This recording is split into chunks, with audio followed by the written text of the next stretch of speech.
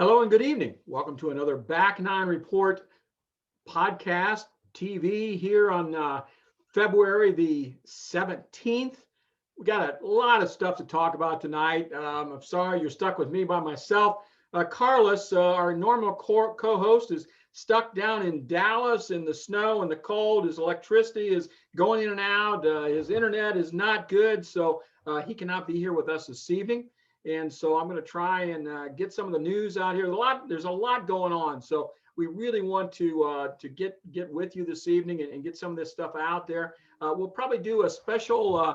Do a special Back Nine Report TV maybe over the weekend, and where we can get Carlos' thoughts on some of the things that have been happening the last couple of days.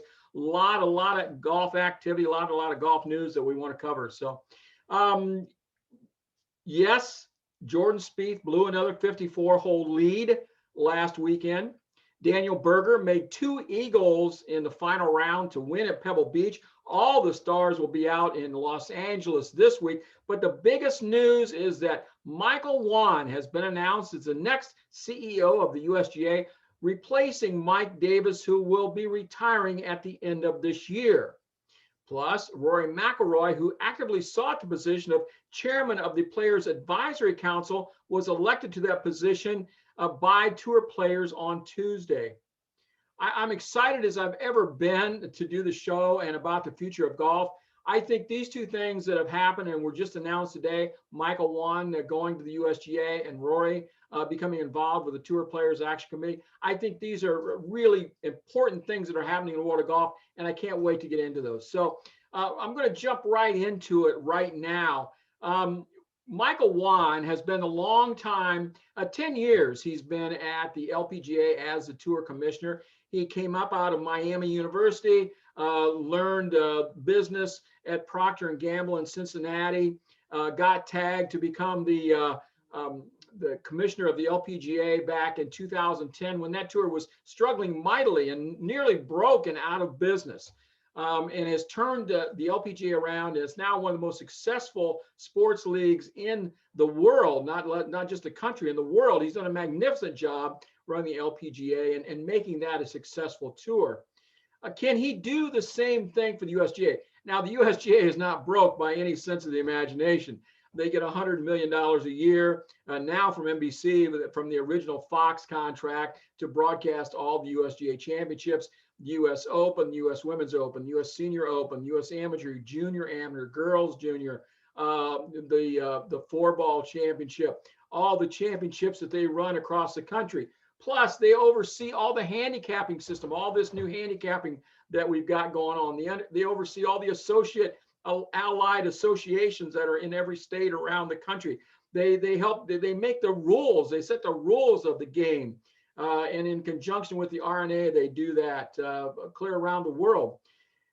As you can imagine, the USGA has an old guard there. They've got kind of people have their little fiefdoms and their little important parts of the USGA, and they certainly don't want to give those up. So Michael Whan coming in from the outside has to scare some people in the USGA, and it's going to be tough for him to probably get some things done. He's got a year here to kind of learn more about the USGA, the inside workings, work with Mike Davis, work with some of the department heads to learn what's going on and kind of ease into it. He's not taking over until 2022. So he's got time to learn and move in. But I think this is a great thing. Michael Whan sees things as they are today, not as they were in 1950. A lot of times I feel like the USGA is stuck in the 50s. They can't seem to get out of their own way. They make a lot of mistakes. And they just, well, this is the way we've always done it. Well, I don't think Michael Whan will take that attitude. I think he will look at what serves golf today. And more importantly, I think he will look at what is good for golfers in general, not just the 1% of golf that plays professional golf, the LPGA Tour, the PGA Tour, Korn Ferry Tour, the Champions Tour, not just those guys. I think he's going to look at everything across the board. I think he'll have an open mind. I talked with someone today that's in the USGA or involved with the USGA, and one of the knocks maybe, well, we see him as a promoter. He's a salesman. He's out there selling the LPGA. Yes, he did that. but he had to take a system that was broken as well at the LPGA and build a staff and build an administration and make sure things got done. I think he will do that at the USGA once he gets his own people in place, or he gets the people in place that he wants that can do the job. So I see this as a real positive. I think this is one of the biggest stories. I'm sure it's the biggest story that will come out of golf this year. I think it's one of the biggest stories that has come down in golf in the last 5 years. So it will be important to see how this plays out over time. And we'll be talking more about this, but this is a big news day in the world of golf. Michael Whan is an outstanding individual. We've had him on the show several times. We've had the opportunity to talk with him and pick his brain. He's always very forthcoming, and I can't wait to talk to him about his new role at the USGA, what he sees going forward, and what maybe ideas and plans that he has for the USGA in the future. So that covered, let's just jump into the backspin. We'll talk just real briefly about some of the action from last week. Daniel Berger had 4 eagles for the week, 2 in the final round to win the AT&T National Pro-Am, while Spieth faltered yet again the first final round. That's 2 weeks in a row. He held the 54-hole lead, but wasn't able to close the deal. Now, that's pretty understandable. He's really struggled over the last 4 years, has completely lost his game. Confidence isn't there 100% yet. It's coming. These are all good signs for Jordan, as he knows these are all steps. This is all progression to get where he wants to be. We're still about a month away from the Players. We're a couple months away yet from the Masters. Those are the tournaments that are really important to Jordan Spieth, and he's now on a course, on the right course to perform well in those big events. And this WGC coming up after the Genesis, that will be a big another big mark on the path for him to see where he's at. Daniel Berger eagled number 2, a par 5, and then he eagled number 18. The second shot on 18 was fantastic. His drive was perfect. If you remember on Saturday, he drove the ball way right on 18, actually hit it out of bounds, had to go back to tee, re-hit, and ended up making a double bogey there, which gave Jordan the 2-shot lead going into Sunday. But on Sunday, Berger was absolutely perfect with his drive, right down the middle of the fairway, hugged the coastline.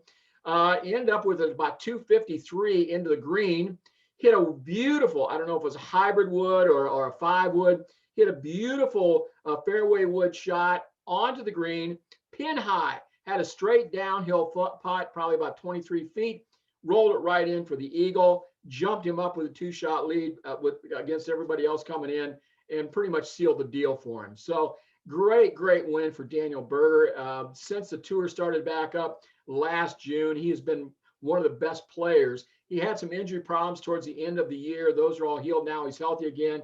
And when he's healthy, he's playing as well as anybody in the world. You know, I mentioned Spieth. He is getting closer. He's not quite there yet. He really lost his driver on Sunday. He had the miss both ways going again. And he did not have that on Thursday, Friday, Saturday. He was striping the ball pretty well, hitting fairways. And when he's hitting fairways, he is as good as anybody. But when he's trying to play from the rough, he hit some wonderful shots. Don't get me wrong.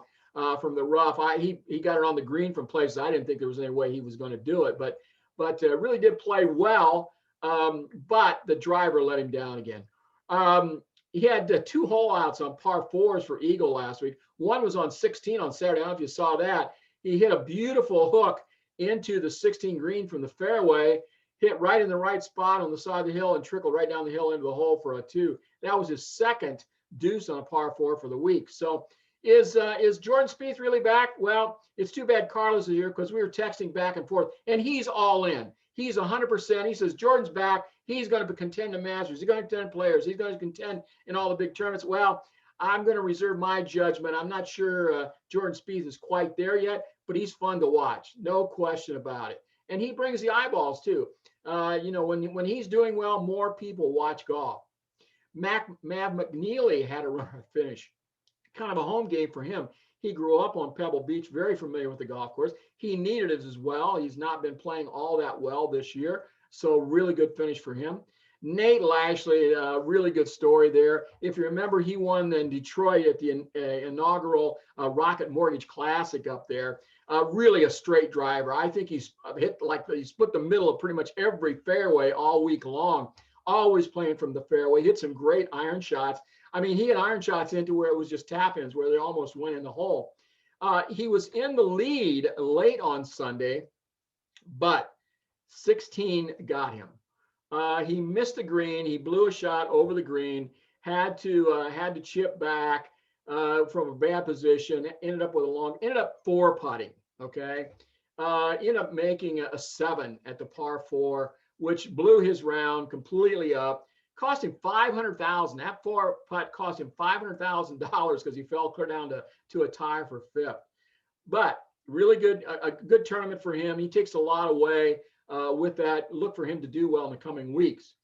Patrick Cantlay, once again, probably if you look at who fairways and greens, Patrick Cantlay was unbelievable all week long, but he couldn't make a putt to save his, you know what? He ended up tied for 3rd with Spieth. Patrick just looked beautiful from tee to green. His putting was absolutely atrocious. I mean, on Saturday, he probably missed 4 putts with inside of 3 feet, and they weren't even close. Tied for 5th with Lashley was Paul Casey, who had another really good week. Paul is playing very consistent golf over the last year, 18 months, has become really, really a solid player. There was a bunch of guys that tied for 7th. Jason Day was one of those. He had 4 rounds in the 60s. Says he's finally playing pain-free. If that's the case, we all know Jason Day is very good when he's not having a lot of issues with the back or shoulders or that kind of thing. Another name, Jimmy Furyk, T21. The old guy still gets it done. I found it interesting. I got to see a little bit of Ashke Bhatia finally made a cut. He had a 64 on Thursday, low round of the day. Hit every green. Shows there as an exceptional golfer in there somewhere. He did come back to earth a little bit on the last 3 rounds, 73, 72, 73 to finish at T30. But when you throw in a round like that for a young guy who's not making a lot of cuts, who's kind of struggling a little bit, that really helps his confidence. We could see him all of a sudden put it all together and really take off and do really well on the PGA Tour. Guy that's just going through swing changes, having all kinds of issues right now, Ricky Fowler, 72, 75, missed another cut. Phil, 74, 80. Didn't he win here just a few years ago? Traveled from the Middle East over in Saudi Arabia, evidently too much for a 50-year-old. Phil's been struggling this year. Whether he's going to continue to play on the PGA Tour, not so sure. There was a report out this week that his agent is feeling out networks for an announcer job for Phil. And, you know, if you remember back last year when he sat in the booth for a little bit with Nick Faldo and Jim Nance, he was just phenomenal. He's fantastic. So I'm sure there will be some networks jumping up and down, whether or not they're willing to pay his price, not real sure.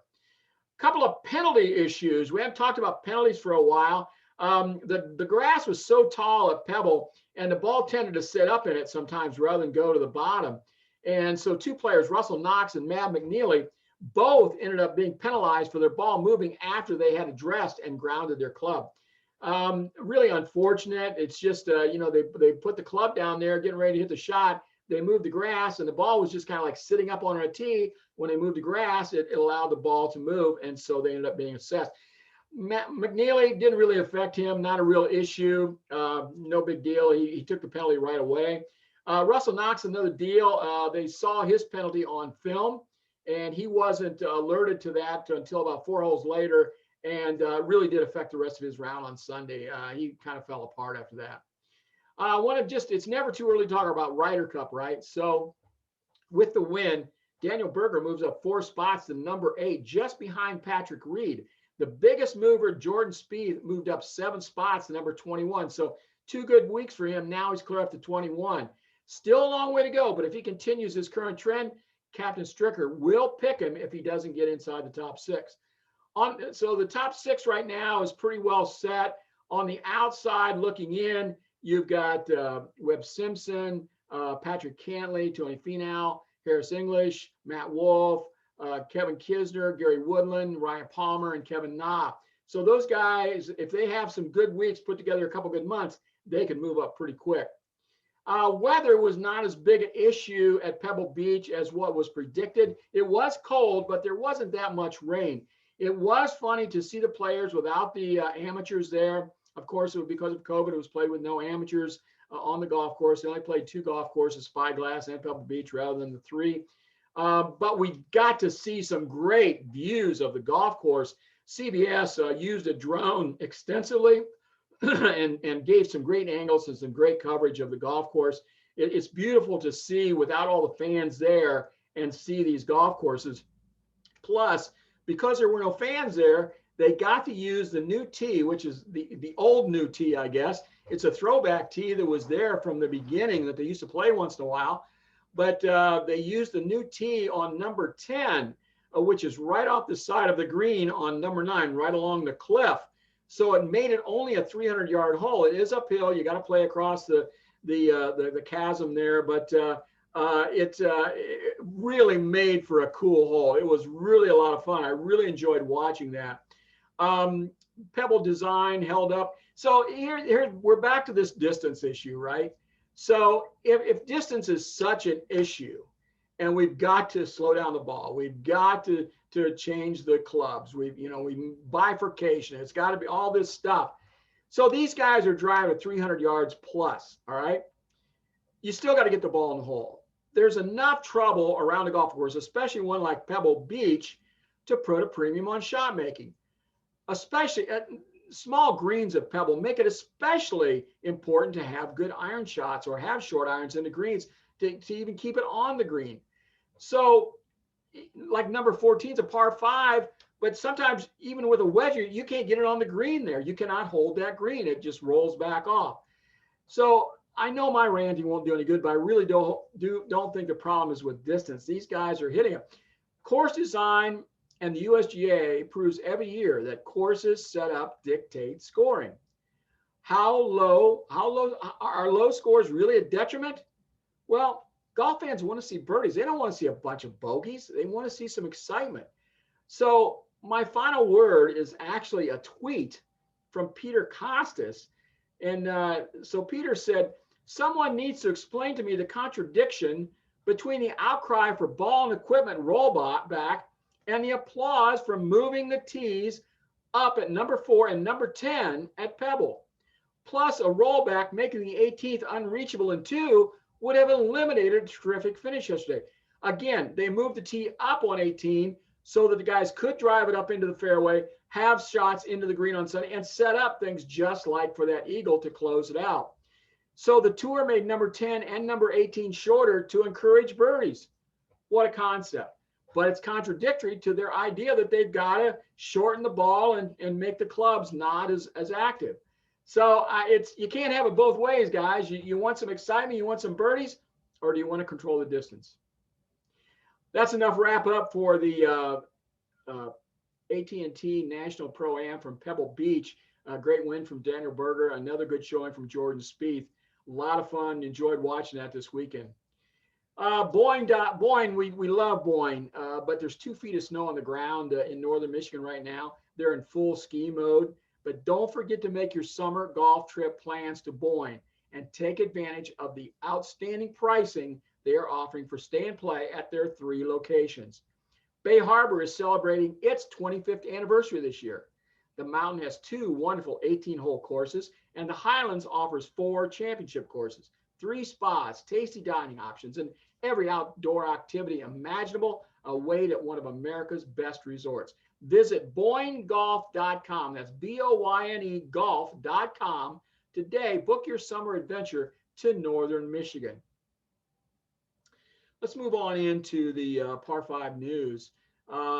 Another thing that I'm really excited about, I mentioned at the top of the show, Rory was elected chairman of the Tour Players Advisor Council. He actively sought that position. He wants to contribute. He wants to be involved. What is the Players Action Committee? Well, it's a board. They're voted on by the players. They're the players' representatives, and they meet with the PGA Tour administrators to talk about schedules, to talk about rules, to talk about where the game's going, all these kind of things that are important about running the PGA Tour, because the PGA Tour is owned by the players. So Rory, it's a little bit unusual for big name players like Rory. I mean, if Tiger Woods or Jack Nicklaus or Arnold Palmer, if they wanted something done, they didn't have to go through a players tour advisory board. They just went right to the commissioner and said, hey, what do you think about this? I mean, if Arnold Palmer's calling the commissioner, Dean Beeman, he's going to pick up the phone, right? If Jack Nicklaus is calling Tim Fincham, Tim's going to pick up the phone. If Tiger wants to get a hold of Jay Monahan, Jay's going to pick up the phone. They don't have to be on some board and spend a bunch of time. But Rory wants to be involved. And I find this really intriguing. First of all, Rory is an international player. He's the first international player ever elected to this position. Yeah, there have been international players on the tour policy board before, but this is the chairman of the committee. So now with the PGA Tour and the European Tour Strategic Alliance, Rory sees things from an international player's point of view that an American-born player would not have. So, and Rory said, I have the ear of the PGA Tour. I have the ear of the European Tour. I just feel like I've been around for a long time, and I feel I maybe can help facilitate things and help maybe guide things to a certain direction for what I think is better for everyone. Well, good luck, Rory. And first, I got to tell you, as a person who's been in a public held a public office before, you can't please everyone. So there's going to be guys that are not going to like what you think is best for everyone. I guarantee you. And it'll be a real challenge for sure, especially with some of the guys on the PGA Tour that kind of feel like a little privileged and a little entitled. They don't want some of their things messed with. And some of the ideas you think are good for everyone, somebody else thinks is a bad idea. So this is really interesting. I can't wait to see it. Rory is not a fan of bifurcation as well. He's not a fan of rolling back the clubs, not a fan of rolling back the ball. So I'm excited to see this. As I mentioned at the top of the show, I think Michael Whan being chosen to lead the USGA, and I think Rory choosing to become the chairman of the Players Tour Commission or the board, I think these are two of the most important things that have happened in golf for a long time. So excited to see how these play out. I know we're going to be talking about them more. Next item up for on the news this week, Annika Sorenstam is going to go back and play the LPGA Tour. She's going to play in the Cambridge, which Annika is in the field. She's playing the first event. She played in the Diamonds event, the first event of the year as a celebrity, but she's going to tee it up for real with the young ladies at her home course in Orlando at Lake Nona. Annika officially retired over 12 years ago in 2008. Her last win came at Kings Mill in May of that year. In her career, she won 72 LPGA events, including 10 majors, Player of the Year, and was leading money winner 8 times and elected into the World Golf Hall of Fame in 2003. In 2001, she had 8 wins on the LPGA Tour, backed that up in 2002 with 11 wins, and was by far the best woman player of her time. She was so far ahead of everyone during her competitive years that even though she's been retired for 12 years, she still leads the career money list with $22 million. She hasn't played for 17 years and she still leads the tour in career money earnings. Since ending her playing career, she has devoted herself to raising 2 children, numerous business interests, expanding her Annika series of international junior tournaments for young girls, and helping with several charitable causes. We last saw her play in the PNC with her father and again at the Diamond Resorts Pro-Am, but she played in the celebrity division, as I mentioned. The Cambridge will be played at Lake Nona on the eastern edge of Orlando, her home course, and she is allowed an entry because of a category for Hall of Fame members, which she wasn't even sure was there. She has said she'll play in the U.S. Senior Women's Open, even though it is scheduled the same week as the men's Olympic golf competition in Japan. And if you remember, she's currently the president of the IGF, so I'm sure her presence was expected to be in Japan for the men's Olympic golf competition, but she will be there for the women's. So the question is, why is she playing an LPGA event with the youngsters now? Well, number one, it's on her home course. Number two, it'll bring a lot of eyeballs to the LPGA Tour. A lot of people have asked her if she would play since it's their home golf course. And number four, just keep her hands in the game a little bit and be ready for the U.S. Women's Open, Senior Women's Open, when it does come around. Good news, the field is set for the Augusta National Women's Amateur. Really, this will be the second time this has been held. It got washed out last year, as you remember, for COVID. Top 28 of the top 30 women amateurs in the world are in the field. It's really, really a strong field. This should be outstanding. If you remember the first one, it was kind of a curiosity. We weren't sure how it was going to go. And some of the top ladies were invited to play in the ANA Inspiration, a major on the LPGA Tour out in California. And so they took their opportunity to play in that rather than come to Augusta and play in the amateur event there. But this time, even though the ANL will be on the same weekend again, 28 of the top 30 women amateurs in the world will be playing. The field has been expanded to 85 players this year, which is a good thing. It's a 54-hole event. The first two rounds are played at Champions Retreat there in Augusta. A practice round is played at Augusta National. Everyone gets to play in the practice round on Friday, and then the top 30 from the first two rounds, or the first 36 holes, play for the title on Saturday at Augusta National. How great is that? Top women amateurs playing an 18-hole practice round at Augusta National. Fantastic for them. Congratulations to all the young women that are in this year. Thinking back to 2018, we saw that wonderful battle between Jennifer Kupcho and Maria Fassi in the final round, with Fassi taking the early lead, but Kupcho battled back on the back nine after suffering from a migraine. She had an eagle at 15, birdie at 16 to jump ahead of Fassi for good. It's a true international field this year with the 85 ladies from all over the world. From Austria, New Zealand, Taipei, Paraguay, Denmark, Italy, Mexico, Thailand, Malaysia, Belgium, Spain, China, France, Ireland, Finland, Sweden, Argentina, and England. All over the world. South America, Europe, Asia, everybody. They're there. The best of the world are there. So as I said, this and the U.S. Women's Amateur should be the biggest two events in women's amateur golf. This is amazing that Augusta National is doing this for women's amateur golf. It raises awareness. I can't imagine all the young girls that are going to be sitting out there watching these young ladies play Augusta National and thinking, that could be me. And they'll run out to the range and hit some balls and work on their game. And maybe one day one of those young ladies will be playing in this tournament. I think it's a wonderful, wonderful, wonderful thing. Congratulations to Augusta National. Next topic is a subject really close to my heart.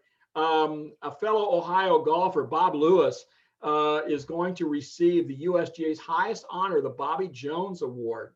The USGA's Bobby Jones Award recognizes an individual who demonstrates the personal character and respect for the game exhibited by Jones. Past recipients include Arnold Palmer, Jack Nicklaus, Mickey Wright, Nancy Lopez, George H.W. Bush, and Sayre Pack. Bob Lewis, not a name you're probably familiar with. I've known the name here in Ohio because he's had a phenomenal amateur career. He was a professional for a few years in the 70s. As a young man, he won the Ohio Amateur back in 1968. But he ran a company, his company, for about 30 years here in Ohio and played high-level amateur golf. He was in 6 Walker Cups and was also a captain, a winning captain for the Walker Cup. He regained his amateur status after being a pro. He was runner-up to Hal Sutton in the 1980 U.S. Amateur. And he was in also in the 1981 and 84 U.S. Mid Amateurs. He played in 4 straight U.S. Walker Cup teams. They were all winners. He was on an Eisenhower Cup trophy team that finished, one that won in 82 and one that finished second in 86. He captained the 2003 and the 2005 Walker Cup teams, earned 7 invitations to the Masters, where he made 3 cuts, was low amateur in 1989. Of course, that's the year that Larry Mize chipped in to beat Greg Norman. He also qualified for 3 U.S. Opens. So really high-level golfer, an amateur golfer. But that's only part of the story. He devoted his time. He taught a high school golf in Ohio at Gilmore Academy in Gates Mills, Ohio, in his hometown for many, many years, like 30 years. He's been involved in the Northeastern Ohio chapter of Boys Hope, Girls Hope, a program that provides at-risk youth with support to develop into successful adults. Played a leading role in establishing the values and visions, education, endowment in support of Catholic education in his home county. He gives back. He plays high-level golf, a successful businessman, and does a lot for charity and for his home community. He's just been one of those guys who has been immersed in his local community and gives back to it each and every day. This is great that the USGA has given this award to someone that's not nationally known, but is very deserving of and should be a role model for everyone that swings a golf club. Next item up in the Par 5 news tonight, the RNA is planning for a full fan experience in the 2021 Open. Yes, they're going to try and have fans there. Even though they were closed last year, they were the only major that didn't compete last year. Martin Slumbers told the press, "We are focused on staging the 149th Open at St. George's from the 11th of 18th July and on delivering a fantastic championship for the country and the world of golf.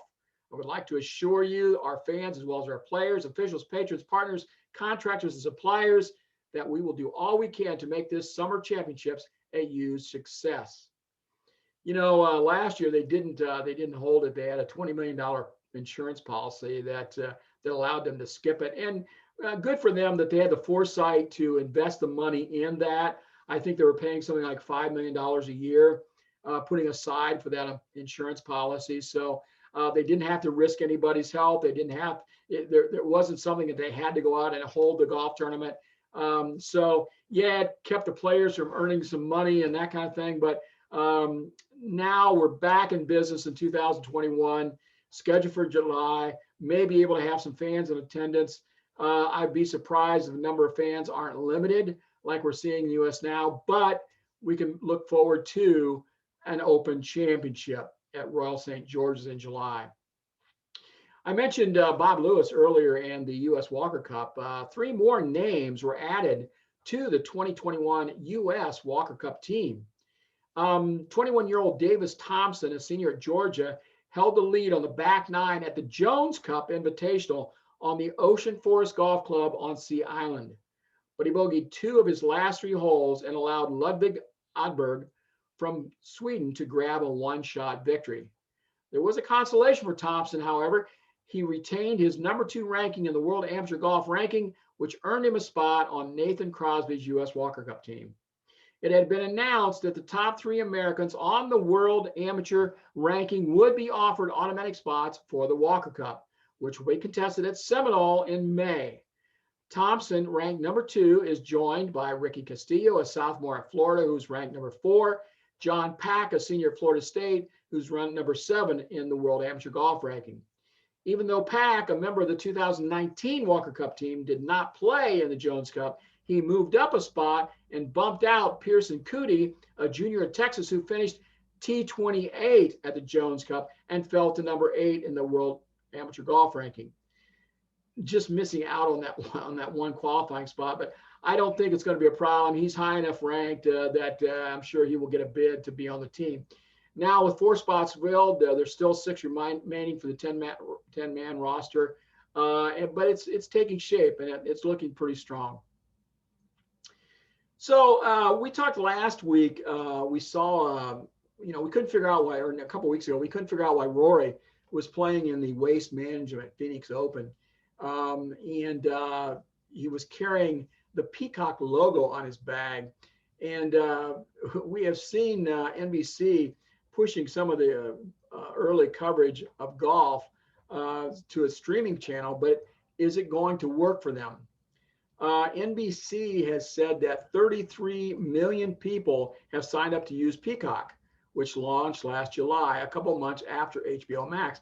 But data shows that Peacock recently only had 11 million monthly active and supported accounts.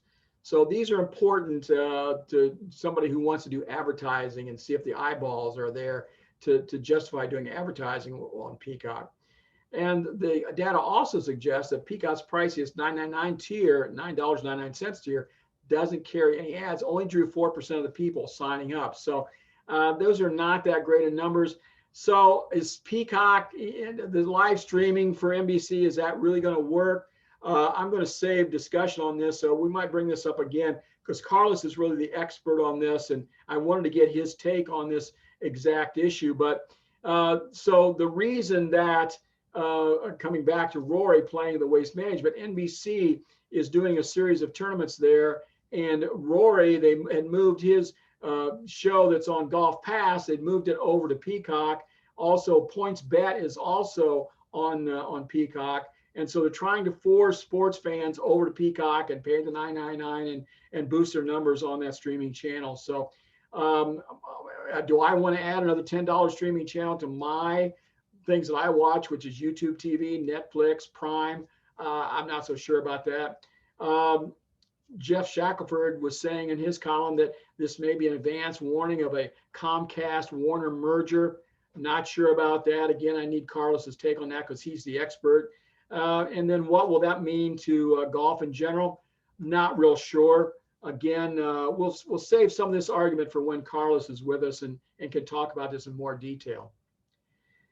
I find this interesting, and this is something that I've been harping on for a long time. Anybody that follows the show will know that I very much believe that the PGA, the PGA Tour, the USGA should get involved in these old municipal golf courses that are in a lot of our major cities in the urban areas. Go in, lease them for $1 from the municipality, put maybe $5 million on them, make a real nice 9-hole golf course, take the other 9, make it into a training facility, driving range, congregation spot, training facility for young people, caddy yard, whatever, okay? And put a young pro in there. It'd be a great training situation for them, and it could be done for not that much money. It would be adding to the community. It would be just a lot of good stuff there. Well, the RNA submitted a plan to the Glasgow City Council for the construction of a new community golf facility that is hoped will open the summer of 2022. So just a little over a year from now. The project aims to redevelop the existing public course at Letham Mill to create a family-focused venue that provides access to a 9-hole course, a par 3 course, putting green, short game area, adventure golf, and 25-bay floodlit driving range. That's exactly what I'm talking about, folks. Make it fun for the family. Make it junior friendly. Make it women friendly. It doesn't have to be these great big expensive 18-hole beautiful golf courses. 9 holes is fine. Have a driving range. Have a practice area. I think this is wonderful. Additional features include a cafe, fitness studio, indoor swimming. So it's going to be a wide range of activities there for the whole community. Martin Slumbers, chief executive of the RNA, said, "We want to make golf more welcoming and inclusive for people of all ages and backgrounds. And so we need to appeal to them by offering a variety of fun and affordable activities that entices more families and young people into the sport." Guys, this is genius. I hope this catches on around the world. USGA, PGA Tour, PGA, I hope you're listening. I hope you're following in this, because this is exactly what we need to do in our metropolitan areas. I wish we could see more of this. So finally, in golf this week, Jeff Shackelford, as I mentioned earlier, that Phil's agent is talking with networks about maybe looking for a network job. I think Phil would be a natural for it. He was fantastic on TV last year when he did that. And guys, did you notice, have you seen on social media, this is the 25th anniversary of Happy Gilmore. I wanted to ask Carlos if he was a big fan. Did he watch it? I can't say I was a big fan of Happy Gilmore. It's fun. I've seen it 3 or 4 times. I get a chuckle out of it every time. Yeah, it's as far as golf movies go, I would have it ranked way down there, probably outside the top 10. I can think of 10 way better golf movies to watch, but it got a lot of views. It's been very popular, and you can see everybody when you go to a range. You'll see it's trying to do the step through the Happy Gilmore swing. It's always a lot of fun, very lighthearted. That wraps up the Par 5 news. I want to do just a quick mention the golf tournaments this weekend. Of course, you've got the Genesis at Riviera this weekend, one of the great old golf courses on the PGA Tour. All the big names will be there. Quite a contrast from last week's very weak field at Pebble Beach. 7 of the world's top 10 are there, 20 of the world's top 30, and 30 of the world's top 50. It's highlighted by Dustin Johnson, John Rahm, Justin Thomas, Xander Schauffele, and Rory McIlroy. Dustin Johnson, of course, is the reigning FedEx champion and the 2020 Masters champion. You've got also Colin Morikawa, who won the 2020 PGA Championship. And then you've got Bryson DeChambeau, who's world number 9 in the field as well. So the field features 19 past major champions, including Brooks Koepka, Jordan Spieth, Gary Woodland, and Adam Scott. Is this the week Jordan Spieth gets it done? This would be a great golf course for him. Demands an excellent second shots, excellent putting. If he can keep his driver in play off the tee, this could be a great place for him to win. Past winners at Riviera include J.B. Holmes, Bubba Watson, Dustin Johnson, James Hahn, and Charles Howell III. They're also Charles Howell III. They're also on the field. Ricky Fowler, what in the world? He's trying to get some extra work in, getting back to form, playing at Riviera for the first time since 2014. And of course, the golf course. All eyes will be on number 10. Has to be one of the most interesting holes on the PGA Tour every year. It's only 315 yards long, but with the bunkering and the slope of the green, it's one of the most difficult, always one of the most fun holes to watch. I could just sit there and watch the play on that hole and not really even care about the rest of the golf course. It's fantastic watching what guys try to figure out what to do with number 10. The Korn Ferry Tour goes back to work this week. This is a continuation of the 2020 season. They have not played since October, been kind of a long layoff for them. Although we have seen Will Zalatoris get a bunch of starts on the PGA Tour, he still leads the Korn Ferry Tour money list. Probably won't see him that much on the Korn Ferry Tour, though, in 2021. He secured special temporary membership to accept unlimited sponsors exemption on the PGA Tour in November. So he's been playing exclusively on the PGA Tour.